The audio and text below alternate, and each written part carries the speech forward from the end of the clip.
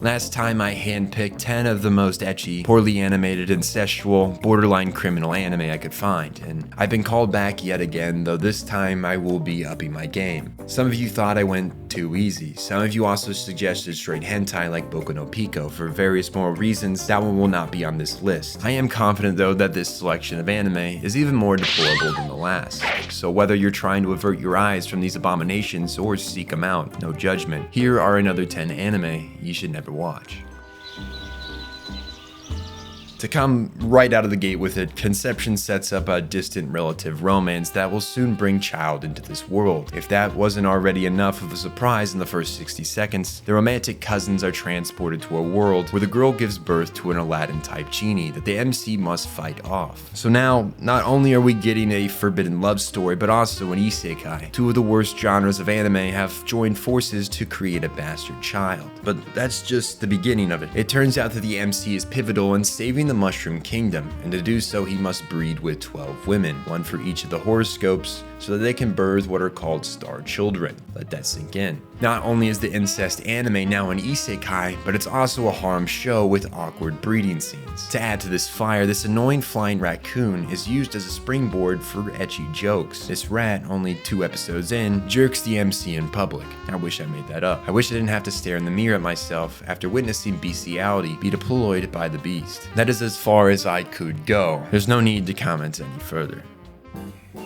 Once again, Japan delivers yet another forbidden love story, this time starring identical twins, the closest in blood you could ever get to another individual. There is no line that anime won't cross, and the deeper we go, the more that will be apparent. I have seen defenses for this anime, saying it's well written, which in a sense I see what you're saying. But let's step out of the story for a minute and look at the big picture here. Yosuga no Sora is just school days without the murderous girlfriends. The main guy, Haruka, is the Japan equivalent of a fuckboy. Any woman that enters into his domain leaves screaming his name to the heavens, including his twin sister. I knew what I was getting into the moment I turned this show on. After all, my little brother gave this a whole 4 out of 10. I can't imagine what allowed it to earn a whole 4 points. It must be the well-written story the people of the internet are talking about. Sadly, this well-written story must have sailed away before I got to the series, because all I saw was an excuse to release a softcore hentai to Crunchyroll starring romantically involved twin siblings trying to rationalize their romance while Haruka plays around with his side chicks.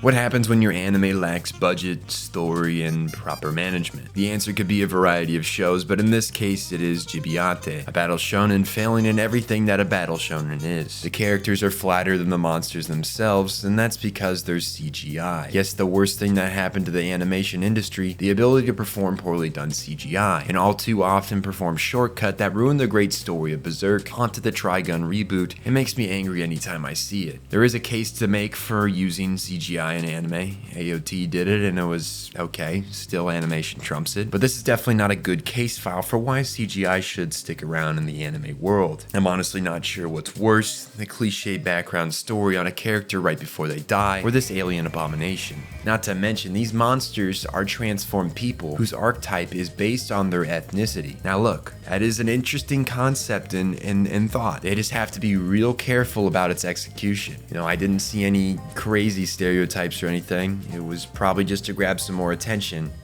It's still, I don't know about that. At the end of the day, Gibiate fails in all categories. CGI's bad, fights are slideshows, story's boring. I really can't think of anything that would make this watchable. At the prime age of 14, I was graced with the unexpected, ecchi, impossible to understand world that is Charger Girl, a show I'd categorize as terrible, unrecommendable, and something you hold close like the Ring of Power. I have not shared this show with anyone. I'm pretty sure less than 20,000 people have actually seen this. What the plot lacks, this show makes up for in dumb, deplorable comedy. This girl loves being hit so much she quite literally pisses herself in excitement. Maybe I should take a step back and first explain the concept. This girl works for a major corporation run by a covert female-owned business that charges people up, giving them energy when they're in the dumps. They have SEAL team level stealth suits, but Joe Schmo here must have the eyes of the Dragon Emperor because they don't work on him. And so Joe and Plug's relationship is the main plot point, and the only plot point besides Plug and her co-worker's relationship that kept me seated. I must confess I did like this show. I thought it was funny. I thought it was bad. bad and morally questionable, but damn did I find it funny. Why is it here? Why is it on this list? You may be asking if you liked it, because you shouldn't watch it. That's my warning. Let this be my hidden gem sheltered away in the temple of Sensei. We'll leave it at that. The new wounded man of the list with less criminal offenses committed.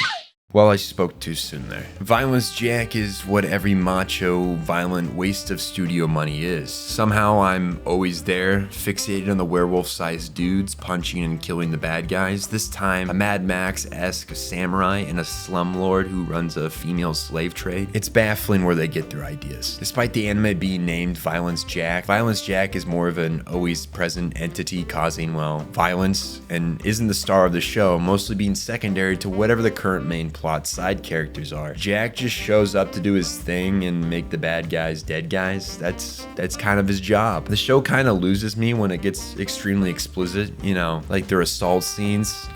It's gross, it's very disturbing, which is the point, I assume. They're making these villains the worst beings to walk the planet, so when Violence Jack shows up and brutalizes them, you find yourself cheering and clapping. It's your stereotypical 80s villain stuff, though they take it a bit too far for me. The show's bad, it's a product of its time, and it still doesn't compete with what was available back then. So, goodbye, macho anime genre. May we meet again one day.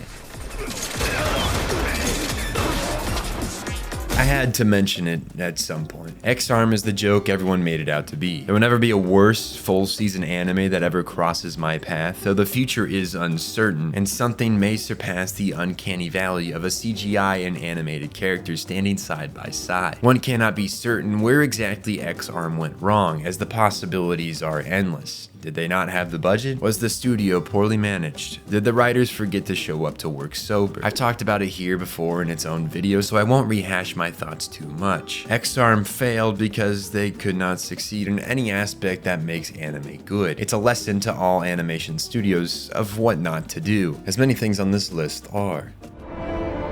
Not because you're a rabbit, but because you're black. Now, there once was a failed anime in Japan that sold its rights for dubbing dirt cheap, and what a random American studio would do with those rights was something no one could have predicted, creating the greatest anime dub of all time. Ghost Story's original plot sucked ass. The story was terrible, so the studio said to hell with it, got wasted probably, and recorded the voice actors in the booth saying everything from curse words and slander to sexual innuendo and racy jokes. I have never, in all my time watching anime, found a better dub than this. There have been other anime which try to ride the coattails of this little experiment, but it's really only funny the first time, and so Ghost Stories goes down in infamy for the xenophobic children and horny teachers.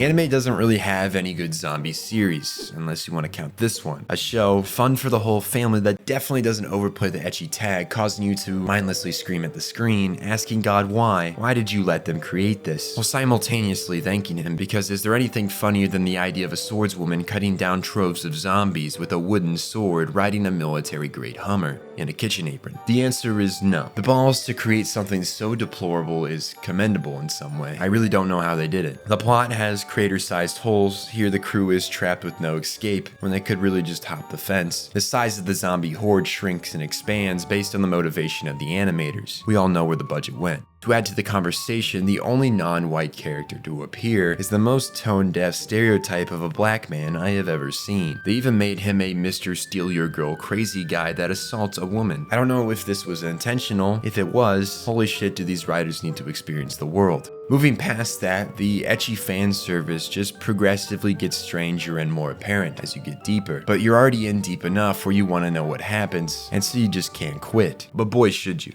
What I find most entertaining about series like this is that I know the amount of scrutiny it would get from helicopter parents that try to hide their children's eyes from the outside world. High School of the Dead playing on Adult Swim at the prime time of 10 p.m. on a Friday is their worst nightmare. Thank you, Adult Swim, that awakened a passion for shit anime at a young age. A cult classic for people that hate existing. Just thinking about this abomination creates a fire in my belly. School Days is prime evidence that the horrors of the world are not created by nature, but by the minds of mankind. I have never met a bigger asshole of an MC, a man who sleeps with troves of girls, thinking nothing of them, lying and cheating his way through it all. He gaslights the two main girls of the series. He makes you want to throw a rock into your screen. I hate him. I genuinely house hate for this fictional character. His messy romances do end poorly for him, one of the girls stabbing him in defiance, and you know what, I'm glad she did. I cheered as the life left that dude's eyes. I don't fucking care. The drama doesn't stop there. His murderer then meets the other girl who he was also dating, and the girl murders the other one, then voyaging off to sea to die, clutching the head of the MC. And that's the end of the anime, at least. This was based off a visual novel, one I have no interest in playing, but I do know another ending involves one of the girls slaughtering the other in public, performing a clean beheading. This show is bad, so unbelievably bad. Yet, you know, I'm sure you know, something inside you wants to see it for yourself. It's on Crunchyroll, so. Now, normally I would not include a 6-minute anime short on a list like this, but I kind of have to. I really do have to for this one. There is nothing I can do to explain Tenshi No Drop logically. It is, for lack of a better word, a crime against humanity. The author intentionally chose elementary school girls to base a very uncomfortable plot around them. 1, talking about balls. 2, eating candy that makes them start birthing new candy. 3, trying to kiss each other. 4, talking about ahegao faces, which if you don't know, don't look it up. And 5, just capping it off with a shot of a golden stream. It's uncomfortable, it's disturbing, and it's on YouTube, not even age restricted at that. Yet if I bring attention to an anime covering sensitive topics like Perfect Blue, that, sir, should be age restricted. Not this show. This is a fine show. So if you want a 13th reason why, it's a click searching, click away. Congrats, you reached the end and will either walk away more informed of the horrors you can find if you look hard enough, or disturbed by what people with the same flesh of you are capable of. Maybe you feel both. This has been 10 more anime you should never watch. I'm confident I could find another 10, so if that's something you want, I got you. No Boku no Pico though. I can't fall to that level. I won't do it. Well, until next time, there's an uncensored version over on Patreon if that tickles your fancy. じゃあまたね。